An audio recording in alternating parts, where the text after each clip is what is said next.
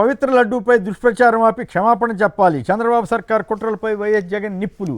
విచిత్రంగా పవిత్రంగా ఉందని చెప్పాల్సిన ఆయనేమో అపవిత్రంగా అయిపోయిందంటూ ప్రచారం చేస్తున్నారు. విష్ణు గారు చెప్పండి, ఏమిటి లడ్డు మీద ఈ ఆయన ఆత్మరక్షణలో పడి ఈ రకంగా చేస్తున్నారా? చివరికి కెమికల్స్ అన్న ఆ విషయం పత్రికల్లో చదివానని ఒక ముఖ్యమంత్రి గారు చెప్పడం ఏంటి, దాన్ని జనంలోకి ప్రచారం చేయటం ఏంటి, సభల్లో మాట్లాడటం ఏంటి, ఈ అచ్చంగా అదే టాపిక్గా తీసుకుని భక్తుల్ని విశ్వాసాల్ని తీవ్రమైన స్థాయిలో భగ్నపరిచేలాగా చంద్రబాబు గారు వ్యవహరిస్తున్న తీరు, ఆ ఓవరాల్గా నిన్న జగన్ గారు చెప్పిన వివరణ కానీ, ఆయన చేసినటువంటి వాదన కానీ, అలాగే వస్తున్న సమాచారం కానీ, వీటన్నిటి మీద మీ విశ్లేషణ ఏమిటి? సార్, ఇది ఈ ప్రభుత్వము ఎప్పటికైనా సరే 2029లో జగన్మోహన్ రెడ్డి గారితో భయం ఉంది అని చెప్పని, ఆయన ఎదుర్కోవాలి అని చెప్పని ఒక కుట్రతో, ఒక కుట్ర కోణంతో ఈ రకమైనటువంటి తిరుమల తిరుపతి దేవస్థానానికి సంబంధించినటువంటి లడ్డు విషయాన్ని తెర మీద తీసుకొచ్చారు. అది ఎన్డీడీబీ సర్వేలో క్లియర్గా ఉంది. అయినప్పటికీ కూడా అసలు చంద్రబాబు నాయుడు గారు పార్టీకి సంబంధించినటువంటి వేదిక మీద సెప్టెంబర్ 2024 18వ తారీఖున ఆయన దాన్ని అక్కడ ఆధారాలు చూసుకోకుండా అనౌన్స్ చేయడం జరిగింది. సరే, దాని మీద జగన్మోహన్ రెడ్డి గారి మీద ఎదురుదాడి చేస్తూ ఉంటే సుప్రీంకోర్టుకు వెళ్తే సుప్రీంకోర్టు ఈ విషయాల మీద మీరు మాట్లాడకండి, ఈ విషయాలు మీరు లడ్డూ ప్రసాదాన్ని అపవిత్రం చేయొద్దు అనే ధోరణిలో సుప్రీంకోర్టు జడ్జిమెంట్ పెట్టింది. సిట్ ఇచ్చినటువంటి నివేదిక మీద వాళ్ళు తప్పుదారి పట్టిస్తూ ఉన్నారు. సిట్ ఏం చెప్పింది, ఎక్కడా కూడా యానిమల్ ఫ్యాట్ కలవలేదు అని చెప్పని క్లియర్గా చెప్పింది. జగన్మోహన్ రెడ్డి గారు చెప్పారు, ఫలానా పేజీ నెంబర్లో ఇచ్చినటువంటి కార్యక్రమం ఇది అని చెప్పాను. కానీ మరొక కోణంలో వస్తున్నారు. చిన్నప్పని ఉన్నాడని, లేకపోతే దీన్ని హార్పిక్ కలిపారని, బాత్రూంలో కలిగేటటువంటిది లడ్డూలో కలుపుతారండి. ఎంత నీచమైన స్థితికి క్షమార్హం కానటువంటి ఘోర అపచారానికి పాల్పడినట్టుగా కనపడుతుందా మనకి? అలా మాట్లాడతారు అసలు ఎవరైనా సరే? ఫ్లెక్సీలు వేస్తారా? ఎవరైనా ఈ రకమైనటువంటి మాటలు మాట్లాడతారా? ఎంత పవిత్రంగా మనం స్వామివారి ప్రసాదాన్ని తీసుకుంటాము, దర్శనం చేసుకుంటాము. అయినప్పటికీ కూడా డిఫెన్స్లో పడిపోయి ఏం చేయాలో అర్థం కాక మళ్ళీ ముగ్గురిని కలిపి మీటింగ్ పెట్టారు. మీరు కూడా భాగస్వాములు కావాలి, మీరు కూడా భాగస్వాములు కావాలి. అక్కడ ఆయన కన్ఫ్యూజన్ చూసాము. నేను సరదాగా అన్న, ఆయన బురద అంటుకుంది, ఆయన బురదలో దిగాడు, వాళ్ళని కూడా లాగి దాంట్లో మీరు ఎల్లమాకండి బురదలోంచని పవన్ కళ్యాణ్ గారిని అట్లాగే ఉంచారు. బీజేపీ వాళ్ళ మీద కూడా కాస్త బురద తల్లి మీరు కూడా బురద రాసుకోకపోతే ఎట్లా అన్నట్టుగా నాకైతే అనిపించింది. అదే సార్, ఇప్పుడు వాళ్ళకి వాయిస్ సరిపోవట్లేదు. ప్రజలు దీని మీద ఒక అవగాహనకు వచ్చారు. దీనికి కారణం చంద్రబాబు నాయుడు గారు, దీనికి కారణం అని చెప్పని ఒక అవగాహనకు వచ్చారు. ప్రజల్లో ఒక రకమైనటువంటి వ్యతిరేకత. అసలు దీన్ని రాజకీయం చేస్తారా? దీన్ని ప్రసాదాన్ని రాజకీయాలకు వాడుకుంటారా? జగన్మోహన్ రెడ్డి గారు పదే పదే ఒక ప్రెస్ కాన్ఫరెన్స్ పెట్టి నీచమైన రాజకీయాలు చేయకండి, ఇలాంటి ప్రసాదాలని రాజకీయాలకు వాడకండి అని వివరణ ఇస్తే కూడా ఏమాత్రం కూడా సమాధానం చెప్పట్లేదు.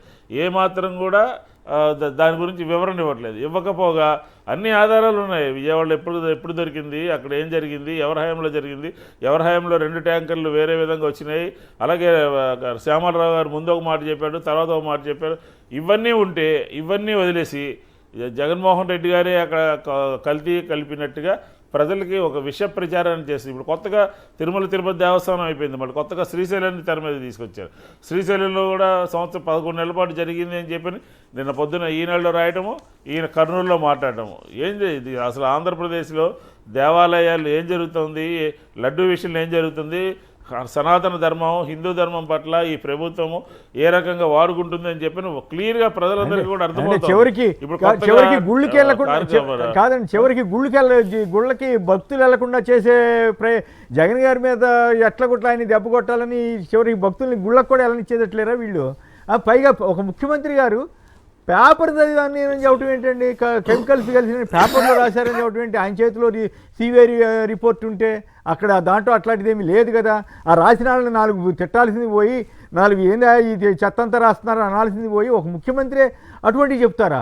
ఏమన్నా అర్థం ఉందా? ఇందాక మీ దృష్టికి తీసుకొచ్చాను. ఇందాక అప్పట్లో అన్ని పేపర్లోనూ టీవీల్లో కూడా వచ్చింది, లక్కీగా దొరికితే వేసాము. 2016లో మరి చంద్రబాబు గారి టైంలోనే విజయవాడలో కల్తీనై తయారయ్యి కల్తీనైని ట్యాంకర్లు తిరుమల కొండలకు పంపించి లడ్డూలు తయారు చేయించారంట. మరి ఇప్పుడు ఆ పాపం ఎవరిది? మరి ఈ పాప భారం అంతా జగన్ గారే మోయాలా? ఈయనకి వీళ్ళు చేసిన పాపం అనేటువంటి పాయింట్ వస్తే మరి వాళ్ళది పాపం కదా, ఆ పాపం ఈయనకి ఎందుకు అంటగడుతున్నారు? సార్ అదంతా కూడా చంద్రబాబు నాయుడు గారి పాపమే సార్.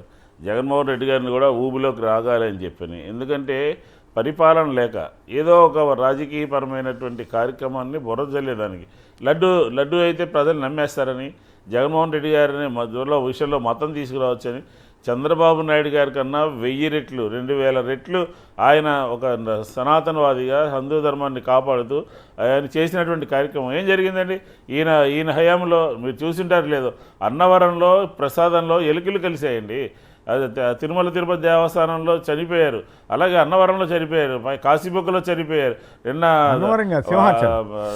వెస్ట్ గోదావరిలో ఒక సంఘటన జరిగింది కాదు సార్, సింహాచలంలో చనిపోయారు.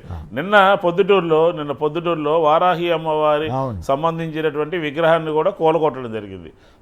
ఆంధ్రప్రదేశ్లో జరుగుతున్నటువంటి తతంగం ఇలాగుంటే లడ్డు పెట్టుకుని ఇప్పుడు శ్రీశైలం తెర మీద తీసుకొచ్చి మళ్ళీ వాళ్ళకి సంబంధించినటువంటి వాళ్ళకి ఏం చెప్తున్నారు?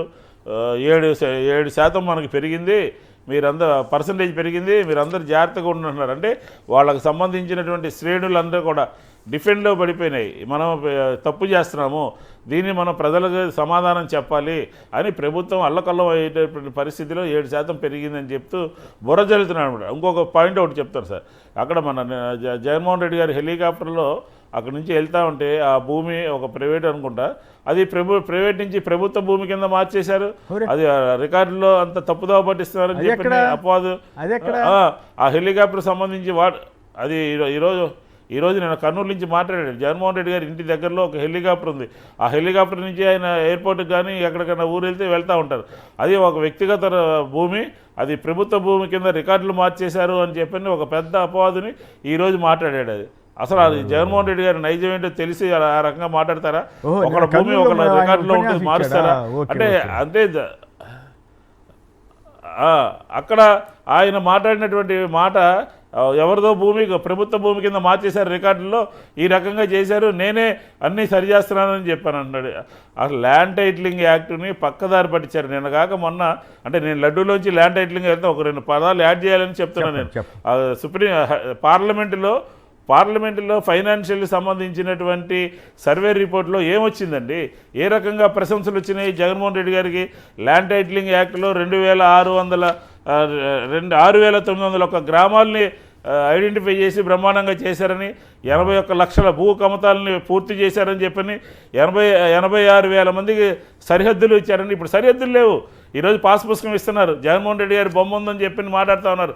ఈరోజు ఆరోగ్యశ్రీలో చంద్రబాబు నాయుడు గారి బొమ్మ, అలాగే కార్డుల్లో చంద్రబాబు నాయుడు గారి బొమ్మ. ఇప్పుడు ఆయన చేసేటప్పుడు బాగానే ఉంటుంది, ఇతరుల మీద నెట్టేసేటటువంటి ప్రయత్నం చేస్తున్నారు. కాబట్టి లడ్డూ అంశానికి సంబంధించి ఆంధ్రప్రదేశ్లో చంద్రబాబు నాయుడు గారు ప్రజల యొక్క హైందవ ధర్మం యొక్క సనాతన ధర్మం యొక్క ఆగ్రహాన్ని గురి కావాల్సినటువంటి అవసరం ఉంది. జగన్మోహన్ రెడ్డి గారు ప్రెస్ మీట్ పెడితే దాని మీద పాయింట్ వైజ్గా మాట్లాడు. బుర్రజల్లే కార్యక్రమం శ్రీశైలంలో కూడా కలిపేశారు, బాత్రూంలో వాడేటటువంటి ఇది కలిపారని చెప్తారు. ఇంతకన్నా ఒక ముఖ్యమంత్రిగా, సీనియర్ పొలిటీషియన్గా ఈ రకంగా మాట్లాడేటటువంటి అర్హత ఉందా? చెప్పండి. Okay, right. రాంభూపాల్ గారు చెప్పండి, ఒక ముఖ్యమంత్రి గారు నేను పేపర్లో చదివాను కెమికల్స్తో తయారు చేస్తా, కెమికల్స్ అసలు నెయ్యి తయారవుద్దా? చేయమనండి ఎవరినైనా సరే. ఇప్పుడు కేశవ్ గారు వీళ్ళందరినీ దగ్గర కూర్చోబెట్టి వాళ్ళతోటి ఆ కెమికల్ పట్టుకుని నెయ్యి తయారు చేయించమనండి. నిజంగా చేయటం సాధ్యమవుతుందా? అది ఏంది ఇంత అర్థం లేకుండా తప్పులు జరిగితే తప్పులు జరిగినాయి అని సరిదిద్దుకోండి, తప్పేం కాదు. ఇప్పుడు 2016లో కూడా ఇందాక మీకు వీడియో చూపించాం, అప్పుడు పోలీసులే పట్టుకున్నారు తిరుమల కొండలకి కల్తీనే వెళ్ళిందని. సో ఇట్లాంటి తప్పులు జరుగుతూ ఉంటాయి, జరిగినప్పుడు సరిదిద్దుకుంటారు. మొత్తం పట్టుబడిందంతా హిందువులైతే హిందూ మతానికి వ్యతిరేకంగా కుట్ర జరిగిందని సీఎం గారు చెప్పడం ఏమిటి? ఈ లోకం ఏమిటి? మీకేమనిపిస్తుంది? అసలు ఈ రాష్ట్రాన్ని ఎటువైపు తీసుకెళ్లాలనుకుంటున్నారు చంద్రబాబు గారు? సార్, ఇప్పుడు తిరుపతి లడ్డు వివాదాన్ని లేపిందే ముఖ్యమంత్రి గారు. ఆయనే నేరుగా వాళ్ళ పార్టీ సమావేశంలో, ఎన్డీఏ కూటమి సమావేశంలో ఫస్ట్ టైం ఆవు కొవ్వు కలిసింది, దీంట్లో జంతువుల కొవ్వు ఉంది అనే దాని నుంచి ప్రారంభమైంది వివాదం. దీన్ని ముగించాల్సింది కూడా ముఖ్యమంత్రి గారు. దానికి ముగింపుకు అధికారిక సంస్థలు ఇచ్చిన నివేదిక ఆధారమైంది. ఈరోజు సిబిఐ ద్వారా సిట్ ఏర్పడింది, ఆ సిట్ నివేదిక ఇచ్చింది. ఆ నివేదికలో ఏముందో రాష్ట్ర ప్రజలకు బహిరంగపరచాల్సిన బాధ్యత ప్రభుత్వందా కాదు? ఎందుకని మీరు బహిరంగపరచడం లేదు? నివేదికలో కొన్ని వ్యాఖ్యలు మాత్రమే తీసుకొని వాటిని అటు ఇటు వ్యాఖ్యానిస్తే ప్రజలు గందరగోళం తప్ప ఇంకా అపవిత్రం తప్ప మీరు కోరుకునే పవిత్రత ఎట్లా వస్తుంది? అందుకని మేము అడుగుతున్నది, సిట్టు నివేదికను బహిరంగపరచండి, పబ్లిక్ డొమైన్ లో పెట్టండి, దాంట్లో ఏముందో బయటకు రావాలి. ఇప్పుడే ప్రజలు నిర్ధారించుకోగలరు దీంట్లో అవుకో ఉందా, కల్తీ ఉందా, లేదా ఇంకేదైనా ఉందా, ఏదైనా గతారోపణలు ఉన్నాయి, ఇవన్నీ ప్రజలకు అర్థమవుతాయి. ఎందుకని నివేదికను బహిరంగపరచడంలో. ఇప్పుడు నివేదిక బయట పెట్టకుండా మరో కమిటీని వేస్తామంటే అర్థం ఏమిటి? దీన్ని కొనసాగించాలని. ఎందుకు కొనసాగిస్తున్నారు? ప్రజల సమస్యల నుంచి ఈ రోజు రాష్ట్రంలో ఉండేటువంటి ఏవైతే కీలకమైన అంశాలు ఉన్నాయో వాటి నుంచి పక్కదారి పట్టించడానికి ఇది ఒక ప్రత్యామ్నాయ కుట్రపూరితంగా జరుగుతున్నటువంటి ప్రయత్నం అని చెప్పేసి ప్రజలు భావించడంలో అర్థం ఉంది. ఈరోజు ప్రభుత్వాన్ని మేము అడుగుతున్నాం, నిజంగా మీరు కల్తీ నెయ్యిని లేదా అక్కడ అపవిత్రత జరిగినటువంటి ప్రసాదాన్ని కాపాడాలనే చిత్తశుద్ధి ఉంటే సిట్టు మీరు కోరిందే, మీరు ప్రభుత్వం వేసింది, ఆ సిట్టును సుప్రీంకోర్టులో దానికి అదనంగా ఇతర రాష్ట్రాల అధికారులను కూడా తోడు చేసినారు. ఆ నివేదికను ఆమోదిద్దాం. ఆ నివేదికలో ఏముందో బహిరంగపరిచి ఆమోదించండి ప్రభుత్వం. లేదు మరి ఒక కమిటీ ఎందుకు అంటే కొనసాగించడం ద్వారా మత విద్వేషాలు రగచ్చు. ఈరోజు ముఖ్యమంత్రి గారు నిర్వహించినటువంటి ఆ కూటమి నేతల ప్రెస్ మీట్ చూస్తే నిజంగా మనం ఆంధ్ర రాష్ట్రంలో ఉన్నాము, మనం కోరుకున్న ఆంధ్ర రాష్ట్రం ఇదేనా, లేదా గతంలో తెలుగుదేశం వైఖరి ఈ రకంగా ఎప్పుడైనా మనం చూడగలిగినాము? ఆశ్చర్యపోతాం సార్. ముఖ్యమంత్రి స్థాయిలో ఉండే వ్యక్తి హిందూ ధర్మాన్ని భ్రష్టు పట్టించడానికి, హిందూ ధర్మం మీద జరిగిన అది మహాకుట్ర అని చెప్తున్నాడంటే నిజంగా మనం ఎక్కడ ఉన్నాం? మన రాజకీయాల కోసం మతాన్ని ఏ రకంగా దుర్వినియోగం చేస్తున్నాం అనేది స్పష్టం కావడం లేదా? దానికి తోడు పక్కనున్న బీజేపీ వారికి ప్రోత్సహించినట్టుగా వాళ్ళ ఇంటర్నల్ సమావేశంలో జరిగినట్టుగా ఒక పత్రికలో, ఒక ప్రధాన పత్రికలో నిన్న వార్త వచ్చింది సార్. బీజేపీ నాయకుల ద్వారా అయితే ప్రజలు విశ్వసిస్తారంట ఈ సున్నితమైన అంశాన్ని. అందుకని బీజేపీ శ్రేణులంతా గ్రామాల్లో అన్ని ప్రాంతాల్లో తిరిగి ఈ లడ్డు వ్యవహారాన్ని వాళ్ళు భుజానికి ఎత్తుకోవాలంట. సృష్టించింది మీరు, పోయాల్సింది బీజేపీ. అంటే బీజేపీ ద్వారా మత రాజకీయాలను పెంచాలనుకుంటున్నారా? ఈ రోజు బీజేపీ అజెండా రాష్ట్రంలో వేగంగా అమలు కావడానికి కావలసిన ప్రాతిపదిక క్రియేట్ చేసి రాష్ట్రానికి తీవ్ర అన్యాయం జరుగుతుంది సార్. మత సామరస్యానికి తీవ్రమైన విఘాతం కలుగుతుంది ఈ చర్యలు ఇట్లా కొనసాగుతాయి. ఎందుకంటే ప్రజలు కోట్ల మంది ప్రజల యొక్క సున్నితమైన అంశం ఇది. వాళ్ళ విశ్వాసాలకు సంబంధించినటువంటి అత్యంత సున్నితమైన అంశం. అట్లాంటి సున్నితమైన అంశాన్ని మత రాజకీయాలకు వాడుకోవాలని చెప్పేసి ఆలోచించడమే తప్పు. దానికి బీజేపీని ఈ రోజు ఆయుధంగా వాడుకొని బీజేపీ ద్వారా ఈ విషయాన్ని ప్రజల్లోకి తీసుకుని విద్వేషాలు రగల్చాలి. ఇంకో ఇంట్రెస్టింగ్ రామగోపాల్ గారు, ఇంకో ఇంట్రెస్టింగ్ పాయింట్ ఏంటంటే హిందూ ధర్మంలో విడాకులు లేవంటారేంటి? చట్టం ప్రకారం ఎన్నికైన ముఖ్యమంత్రిరా, హిందూ ధర్మం ప్రకారం ఎన్నికైన ముఖ్యమంత్రిరా? సరే, దాని మీద చాలా వ్యంగ్య వ్యాఖ్యానాలు ఇవన్నీ వచ్చినాయి. మరి జనసేన వాళ్ళు ఎందుకు రియాక్ట్ కాలేదో, వాళ్ళు ఆయన అభిమానులు ఎందుకు రియాక్ట్ కాలేదో నాకు ఆశ్చర్యం. అంటే చంద్రబాబు గారు ఏం చెప్పినా వాళ్ళకి ఓకే అనుకుంటున్నారా? ఏంది ఇది? అసలు హిందూ ధర్మం ప్రకారం ఎన్నికయ్యారా, చట్టం ప్రకారం ఎన్నికయ్యాడా, రాజ్యాంగం ప్రకారం ఎన్నికయ్యాడైనా? నేనైతే ఖచ్చితంగా చట్టం ప్రకారం ఆ హక్కులన్నీ అందరికీ ఉంటాయి. సమస్యలను బట్టి వాళ్ళ వాళ్ళ వ్యక్తిగత జీవితం అది. ఈ ఎట్లా ఒక సీఎం ఇట్లా మాట్లాడొచ్చా? అసలు మీరు ధర్మానికి ఓ మతానికి సంబంధించిన ప్రతినిధులుగా నిన్న కూటమి ప్రతినిధులు ప్రెస్ మీట్ పెట్టారా? ఒక ప్రజా ప్రభుత్వానికి సంబంధించిన ఎన్నికైన బాధ్యత కలిగిన స్థానాల్లో ఉంటారా? ప్రభుత్వం తరపున మీరు ప్రెస్ మీట్ పెట్టి వెనక రాజముద్ర కనపడుతుంది, వెనక ఆంధ్రప్రదేశ్ ప్రభుత్వం యొక్క చిహ్నం కనపడుతుంది. అంటే ప్రభుత్వం తరపున మీరు మాట్లాడుతున్నారు. ప్రభుత్వం తరపున మాట్లాడుతున్నప్పుడు మతం గురించి ఎందుకు మాట్లాడుతున్నారు? మత విద్వేషాలు రగించే అరెస్ట్ అయిన వాళ్ళందరూ హిందువులే సార్. ఆ కేసులో అరెస్ట్ అయిన వాళ్ళందరూ హిందువులే. ఆఫీసర్లు, ఉద్యోగస్తులు వీళ్ళందరూ తప్పులు చేశారా లేదా అనేది కోర్టులు తేలుస్తాయి. కానీ అదే హిందూ మతానికి వ్యతిరేకంగా కుట్రని ఈయన చెబుతున్నాడు. బీజేపీ వాళ్ళు కూడా చెప్పలేదు. అది విచిత్రమైన పరిస్థితి. ఇప్పుడు సప్లై చేసిన నెయ్యి మొదలుకొని ఆ కంపెనీ, ఆ సంస్థలు మొదలుకొని అందరూ దాంట్లో ఉండే వాళ్ళందరి పేర్లు ఇప్పటి వరకు వస్తున్నది హిందువుల పేర్లే వస్తున్నాయి. పోనీ కల్తీ జరిగింది, కల్తీ జరిగితే నివారించండి, దానికి బాధ్యులు ఎవరో చర్యలు తీసుకోండి.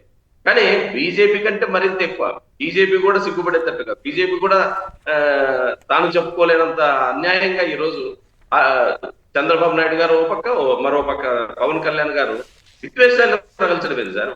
ఆంధ్ర రాష్ట్రం అది కోరుకోదు కదా. అందుకని ఆంధ్ర రాష్ట్రంలో ఉండే లౌకిక శక్తులు, ముఖ్యంగా ప్రజాతంత్రవాదులు ఇలాంటి చర్యలు ఏ పార్టీ చేపట్టినా కఠినంగా వ్యతిరేకించాలి. వ్యతిరేకించకపోతే ఆంధ్ర రాష్ట్రంలో సామాజిక జీవనం ప్రమాదంలో పడుతుంది. ఈ రోజు అధికారంలో వాళ్ళు ఉండొచ్చు, రేపు ఇంకోరు రావచ్చు, ఎల్లుండి ఇంకోరు పోవచ్చు. అది పాయింట్ కాదు.